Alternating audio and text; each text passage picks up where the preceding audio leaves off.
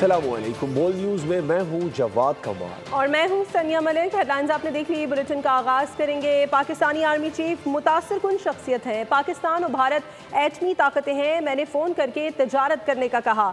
अमरीकी सदर Donald Trump ने कहा है कि पाकिस्तान और भारत के दरमियान तनाज़ा हमने ख़त्म कराया। सदर ज़ेलेंस्की से मुलाकात अच्छी रही मगर सीज़ फायर पर बात नहीं हुई। ईरान पर अमरीकी हमले जंग खत्म करने के लिए थे। जैसे हिरोशिमा नागासाकी के बाद जंग रुकी, वैसा ही ईरान के साथ हुआ। अमरीकी सदर डोनाल्ड ट्रंप की नेटो समिट में गुफ्तगू, कहा कि नेटो के दीगर ममालिक को भी दिफाई अखराजात का बोझ उठाना होगा। ईरान और इसराइल के दरमियान कामयाब सीज़ फायर कराया। यकीन है फ़र्दों में सब तबाह हो चुका होगा। हमारे ख्याल में ईरान इसराइल जंग खत्म हो चुकी है।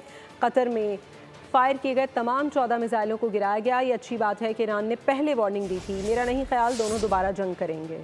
जंग के आखिरी दिनों में इसराइल को बहुत मार पड़ी। अमरीकी सदर डोनाल्ड ट्रंप का एतराफ़। नेटो समिट के दौरान गुफ्तगू में कहा कि ईरान की बैलिस्टिक मिसाइलों से इसराइल में बड़ी तबाही हुई। ईरान मुकाबले में ज़बरदस्त रहा। जंगबंदी ईरान समेत सबकी जीत है। ईरान ऐसा मुल्क है जिसके पास तेल है। ईरानी बहुत स्मार्ट हैं, जल्द बहाली कर लेंगे। दोनों ममालिक के दरमियान बड़ी जंग हुई जिससे दो बच्चे मैदान में लड़ते हैं। नेटो चीफ ने लुक़मा दिया कि फिर डैडी को सख्त ज़बान इस्तेमाल करना पड़ती है। गज़ा के मामले पर भी बड़ी पेशरफ्त हो रही है। 12 दिन तक दहकते शोलों, लरसते शहरों और गूंजते मिसाइलों के बाद बिलाखिर खामोशी ने सर उठाया। खौफ, तबाही और लाशों के साए में पलती जंग अब थम चुकी है। तल अबीब से तेहरान तक अमन का सूरज तुलू हो गया। अमेरिका की सालिसी से फरीकैन जंग बंदी पर मुत्तफिक हो गए। मिसाइलों की गूंज, धुएं की लपेट और लाशों की खामोशी के बाद अमन का सूरज तुलू हुआ। मशरिक़ वुस्ता में कई रोज की कशीदगी के बाद बिलाखिर ईरान और इसराइल के दरमियान जंग बंदी हो गई। इसराइल की जारहियत पर ईरानी बैलिस्टिक मिसाइलों ने तिल अबीब समेत कई शहरों में तबाही मचाई। मुतादिद इमारतें ज़मीबोस हो गयीं, जिससे इसराइल की दिफाई सलाहियत पर सवालात उठने लगे। जवाबी कार्रवाई में अमरीका ने टोमाहॉक टेक्नोलॉजी का इस्तेमाल किया। इसराइल की पुष्टपनाही करते हुए ईरान को पैगाम दिया कि कशीदगी में मजीद इजाफा नाकाबिले कबूल होगा। सदर ट्रंप का कहना था कि आखिरी 2 दिन इसराइल पर बहुत भारी गुजरे। 12 रोज की जंग के बाद दोनों ममालिक बिलाखिर जंग बंदी पर मुत्तफिक हो गए, जिसमें अमरीका ने सालिसी का किरदार अदा किया। ईरान और इसराइल के दरमियान 12 दिन की तबाहकुन जंग, मुसलसल मिसाइल हमलों और हवाई कार्रवाइयों के बाद जंग बंदी। इसराइली जारियत में ईरान ने फौजी अफसरान, एहलकारों और शहरियों समेत 610 अफराद को खो दिया। हज़ारों जख्मी हुए। 7 अस्पताल, 9 एम्बुलेंसें, 6 एमरजेंसी रिस्पॉन्स बेस और 4 क्लिनिक तबाह हुए। ईरान के जवाबी हमलों में दर्जनों इसराइली इमारतें खंडर और हज़ारों अफराद बेघर हुए। ईरान के हमलों में 28 इसराइली हलाक जबकि दर्जनों जख्मी हुए। पाकिस्तान की जानिब से इसराइल ईरान जंग बंदी का खैर मकदम। अक़वाम मुत्तहिदा से खिताब में मंदूब आसिम इफ्तिखार ने तवक्को ज़ाहिर की कि इस जंग बंदी का मुकम्मल एहतराम किया जाएगा। उम्मीद करते हैं कि इस जंग बंदी में जिन्होंने अहम किरदार अदा किया वो खित्ते में मुस्तकिल और पायदार अमन मुमकिन बनाएंगे। पाकिस्तानी मंदूब ने कहा कि पाकिस्तान यकीन रखता है कि तमाम तनाज़ात UN चार्टर और आलमी कवानीन के मुताबिक हल किए जाने चाहिए। इसराइल ने जो सोचा भी ना था, ईरान ने उसका वो हाल किया है। तल अबीब और दीगर शहरों पर ईरानी मिसाइल हमलों ने इसराइल का गुरूर खाक में मिला दिया। जंग बंदी कबूल करने के सिवा इसराइल के पास कोई चारा न रहा। मगरबी मीडिया ने इसराइल में तबाही की तस्वीर दुनिया को दिखा दी। अल-कसाम ब्रिगेड्स ने गुज़श्ता रोज़ इसराइली बख्तरबंद गाड़ी पर हमले की वीडियो जारी कर दी है। वीडियो में देखा जा सकता है कि अल-कसाम ब्रिगेड्स के मज़ामतकारों ने गज़ा के इलाके खान यूनुस में एक मकाम की निशानदही की जहां इसराइली टैंक और बख्तरबंद गाड़ियां मौजूद थीं। अल-कसाम ब्रिगेड्स के मुताबिक इस हमले में बख्तरबंद गाड़ी के अंदर मौजूद 7 इसराइली फ़ौजी हलाक हुए, जिसकी तस्दीक इसराइली फ़ौज ने भी की। पाकिस्तान में ईरान के सफ़ीर रज़ा अमीर मुक़द्दम ने तहनीती पैगाम जारी कर दिया है। उन्होंने कहा है कि इस तारीख़ी और अहम मोड़ पर ईरान की अजीम कौम एक बावक़ार और फ़ैसलाकुन फ़तह का जश्न मना रही है, जिसका नतीजा जंगजू मुखालिफ पर एक मुनसिफ़ाना और ताकतवर जंगबंदी के नफाज पर है। मैं पाकिस्तान की हुकूमत और अवाम को तहे दिल से खिराज तहसीन पेश करना चाहता हूँ। ईरान की बरादर, दोस्त और मुस्लिम कौम के खिलाफ सेहूनी हुकूमत की ज़ालिमाना मुसल्लत करदा जारहियत के पेश नज़र पाकिस्तान गैर मुतज़लज़ल यकजहती और हिमायत का मुज़ाहरा करते हुए पूरी आज़म और हिम्मत के साथ हमारे साथ शाना बशाना खड़ा है। और इसराइल के खिलाफ जंग में ईरान की फतह ने लोगों का जोश आसमान पर पहुंचा दिया। ईरानी मीडिया पर जज्बाती तराने जारी कर दिए गए। दिल को गरमा देने वाले म्यूजिक के साथ इसराइल की नाकाबिले यकीन तबाही के मनाजिर भी पेश किए गए। गज़ा में मजमूई शहादतें 56,000 से तजावुज़ कर चुकी हैं। जबकि जख्मियों की तादाद 1,27,000 से ज्यादा हो चुकी है। सेहूनी बर्बरियत थम न सकी, वैसा एक बार फिर खून में नहा गया। 24 घंटों में 123 फलस्तीनियों को शहीद कर दिया गया। सेहूनी दरिंदों ने इमदादी मरकज पर फायरिंग करके 44 मासूम फलस्तीनियों को अबदी नींद सुला दिया। इसराइली बमबारी से खान यूनस में 79 फलस्तीनी शहीद हुए, जिनमें 33 अफराद इमदाद के इंतजार में कतार में खड़े थे। गजा में मजमूई तौर पर शहादतों की तादाद अब 56,000 से तजावुज कर चुकी है। जख्मियों की तादाद 1,27,000 से जायद हो चुकी है, जिनमें बेशतर खवातीन, बच्चे और ज़ईफ अफराद शामिल हैं। अक़वाम मुत्तहिदा ने इंतबाह किया, ये जंग नहीं, एक इंसानियत सोज़ अलमिया है। वतन पर जान निसार करने वाले पाक फौज के बहादुर सपूत मेजर सैयद मुइज़ अब्बास शाह शहीद की नमाज जनाजा चकलाला गैरिजन में अदा कर दी गई। फील्ड मार्शल आसिम मुनीर ने खुसूसी शिरकत की। वफाकी वज़रा, पाक फौज के सीनियर अफसरान भी शरीक हुए। फील्ड मार्शल आसिम मुनीर का कहना था कि हमारे शोहदा का खून हमारी कौम की ताकत है। पूरी कौम दहशतगर्दी के खिलाफ पाक फौज के साथ सीसा पलाई दीवार की तरह खड़ी है। खबरों का सिलसिला आगे बढ़ाते हैं। मौसम बदला और मुल्क के कई शहरों में रिम झिम ने मंजर हसीन बना दिया। रावलपिंडी और इस्लामाबाद समेत पंजाब और पख्तूनख्वा के मुख्तलिफ इलाकों में मूसलाधार बारिश हुई। गर्मी से सताए शहरियों के चेहरे खिल उठे। गर्मी में जैसे आ गई बहार। प्री मानसून बादलों की एंट्री। पंजाब और खैबर पख्तूनख्वा के मुख्तलिफ इलाकों में बादल जमकर बरसे। रावलपिंडी और इस्लामाबाद में मूसलाधार बारिश का सिलसिला अलसुब शुरू हुआ। MD वासा के मुताबिक जुड़वा शहरों में मजमूई तौर पर 80 मिलीमीटर बारिश रिकॉर्ड की गई। सबसे ज्यादा बारिश सेक्टर I-12 में 68 मिलीमीटर रिकॉर्ड की गई। मूसलाधार बारिश से रावलपिंडी के नशेबी इलाके ज़ेरे-आब आ गए। महकमा मौसमियात के मुताबिक बारिश का मौजूदा स्पेल 1 जुलाई तक बरकरार रहेगा। उधर अटक शहर और गिरदोनवाह में तेज बारिश और ठंडी हवाओं से मौसम खुशगवार हो गया। सवात और मैंगोरा में भी बारिश से गर्मी का जोर टूट गया। बारिश शुरू होते ही बाज इलाकों में हस्बे मामूल बिजली गायब हो गई। उधर PDM पंजाब ने 1 जुलाई तक पंजाब भर में आंधी, गर्द आलूद हवाओं और बारिश का अलर्ट जारी कर दिया। सख्त गर्मी के बाद बारिशों की पेशगोई से कराची वालों की सांस पे सांस तो आई, लेकिन बारिश के बाद शहर की सूरत हाल ने शहरियों को परेशानी में डाल दिया है। बारिश के दौरान शहर के लिए क्या इंतजाम किए गए हैं, इस रिपोर्ट में जानते हैं। नाले साफ हो गए? नहीं। गटर क्लियर हुए? बिल्कुल नहीं। सड़कों की मुरम्मत हो गई? सोचना भी नहीं। बड़े बड़े घड़े भर दिए गए? जरूरत नहीं।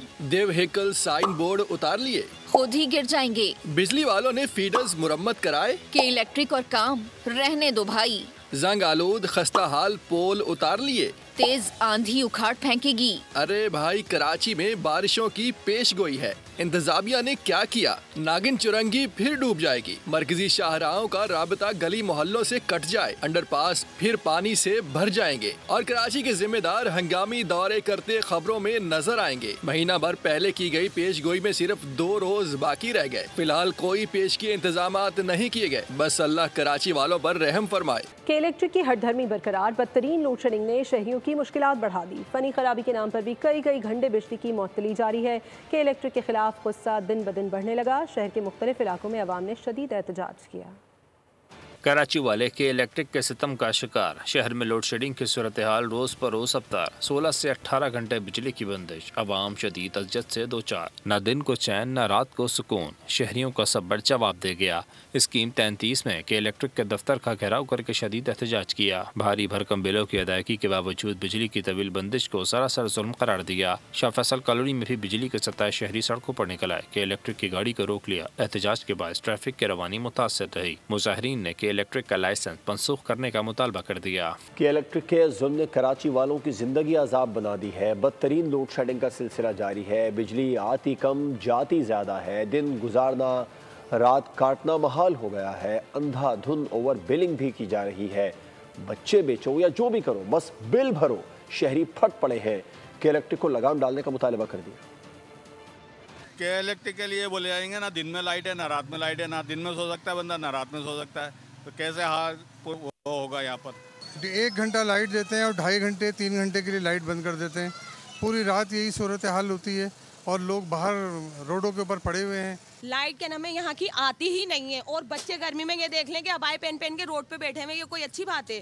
जब दिल चाय बंद कर देते 3 बजे भी 2 बजे भी 4 बजे भी बिल भेज रहे हैं। धड़ा धड़ बिल भरो, चाहे बच्चे बेचो या अपनी जान को बेचो। हमारा इतना बुरा हाल हो गया, हम क्या गलियों में घूमते रहे, हमारे पास यही काम नहीं गया, रोड पे फिरते रहे। अभी भी वहाँ से आए हम लोग, रोड पे फिरना, घर में तो सुकून ही नहीं मिल रहा। और के इलेक्ट्रिक कराची के लिए नासूर बन गई है, जिसने तय कर लिया है कि मैं ना मानूं। न्यूज़ के प्रोग्राम व्यापार में अमीर जमात इस्लामी मुनिम जफर का कहना है कि 4 अप्रैल को भी नेपरा के इलेक्ट्रिक को 5 करोड़ का जुर्माना किया था और इसकी वजह भी नेपरा के उसूलों की खिलाफ वर्जी थी। अमीर जमात इस्लामी मुनिम जफर ने मजीद क्या कहा, आपको भी सुनवाते हैं। इलेक्ट्रिक एक ऐसा नासूर बन गया है इस शहर कराची के लिए कि जिसने ये तय कर लिया है कि मैं ना मानूं। अब 4 अप्रैल 2024 को नेपरा ने के इलेक्ट्रिक को 5 करोड़ रुपए का इन्होंने हर्जाना किया, आप कह सकते हैं प्लेंटी करीम के ऊपर। और उसकी वजह भी यही थी कि नेपरा के रूल्स के अंदर मौजूद है कि जो लोग बिजली का बिल भर रहे हैं और जो लोग बिजली का बिल नहीं भर रहे, इसका खमियाजा वो लोग नहीं भुगतेंगे। कि जो बिजली का बिल भर रहे हैं या बिजली का बिल, जारी बात है उन लोगों का खुमियाजा कि जो लोग बिजली चोरी कर रहे हैं उन लोगों को ना दिया जाए। इसकी वजह से इसको वायलेट करने की वजह से इनके खिलाफ जुर्माना किया गया। और आज फिर जो है वो कल जो है वो नेपरा ने इनको नोटिस दिया है, शो कॉज दिया है कि आपको हम 200 मिलियन रुपए का जो है प्लेंटी करेंगे अगर आपने इस चीज को खत्म नहीं किया। जो लोड शेडिंग की जा रही है, जिसके नतीजे में वो सारे टीम जो बारी बारी बिल अदा करते हैं उनको भी जो है वो के इलेक्ट्रिक की इस लोड शेडिंग को भुगतना पड़ता है।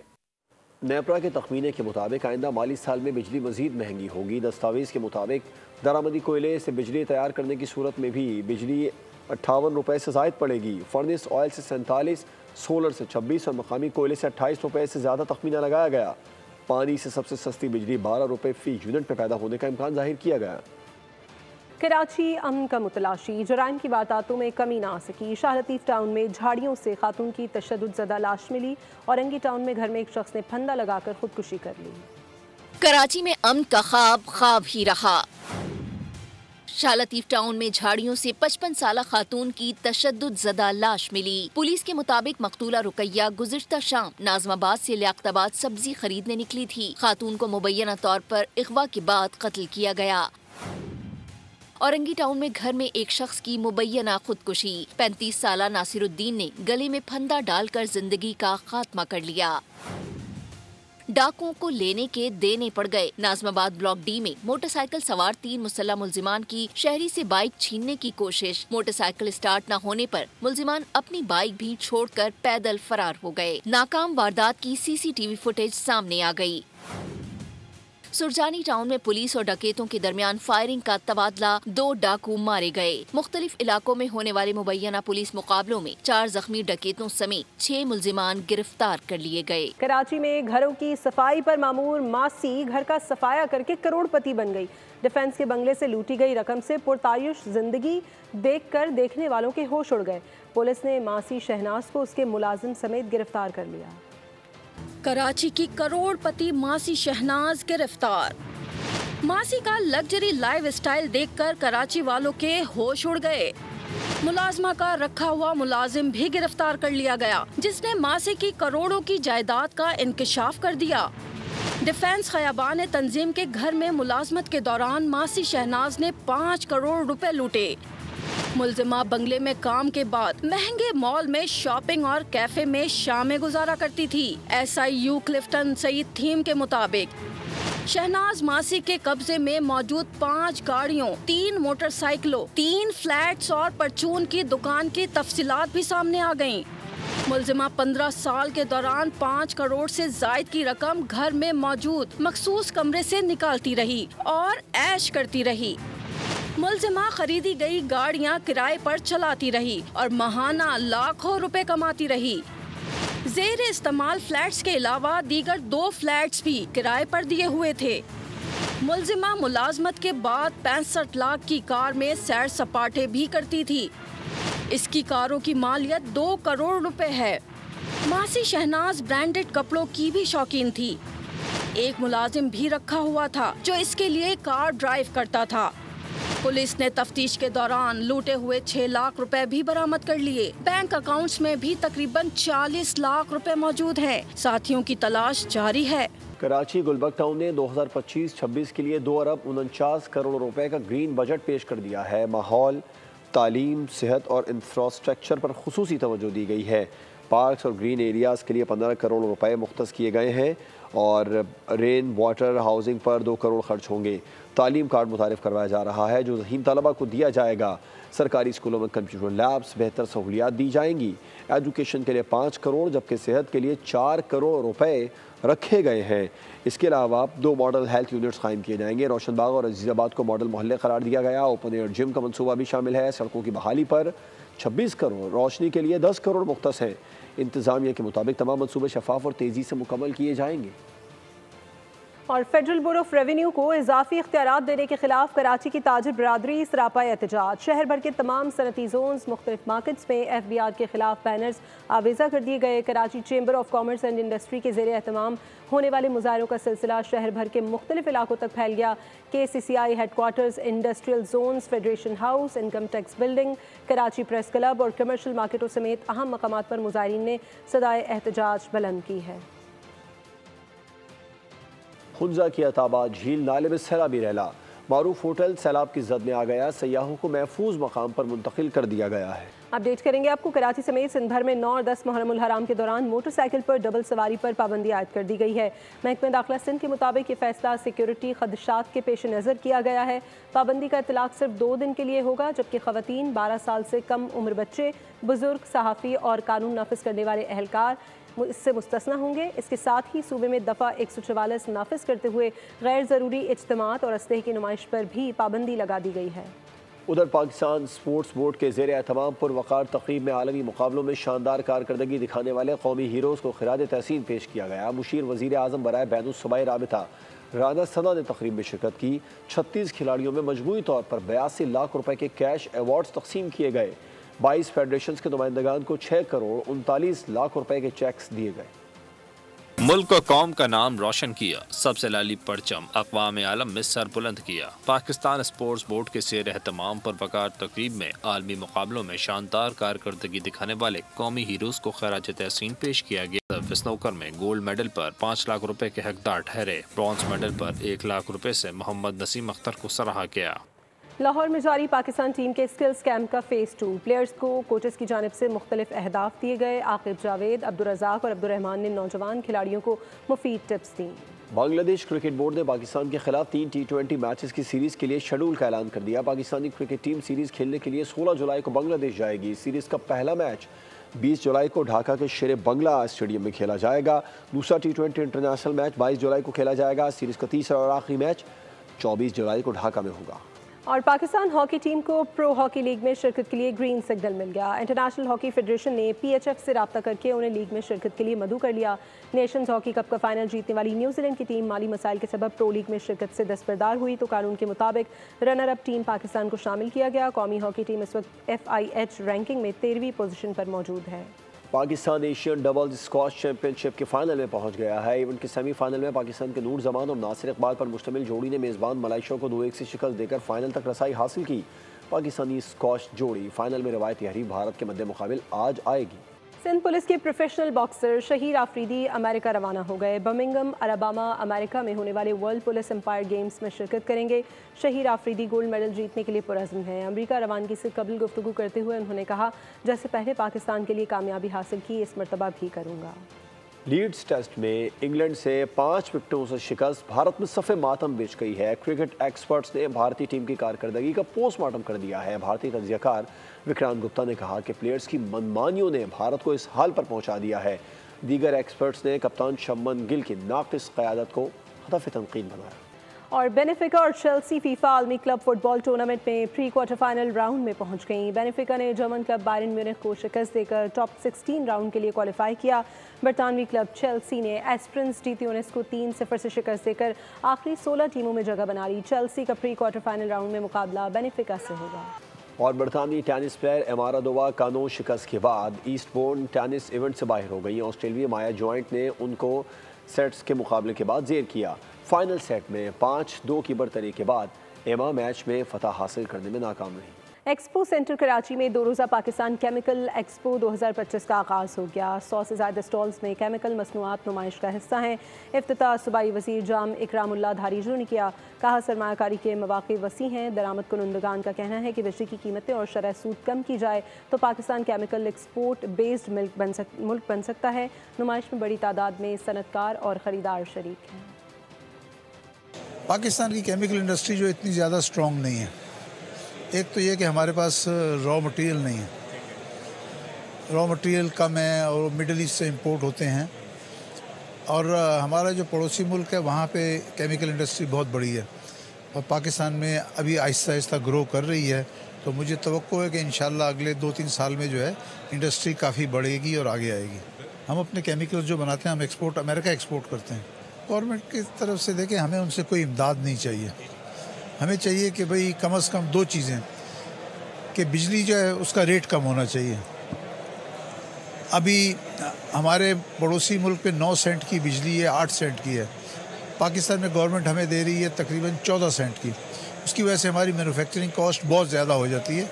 बिजली की कीमत कम होनी चाहिए, इंटरेस्ट का भी है, कुछ कम हो गया है, कुछ और कम होना चाहिए। और सुपर हीरोज़ की टीम फिर धूम मचाने को तैयार है। एक्शन से भरपूर Hollywood movie the fantastic 4 first step का फाइनल ट्रेलर जारी कर दिया गया है। न्यूज़ बुलेटिन से फिलवक्त इतना ही। मज़ीद खबरों और अपडेट्स के लिए विजिट कीजिए हमारी वेबसाइट boldnews.com और देखते रहिए बोल्ड।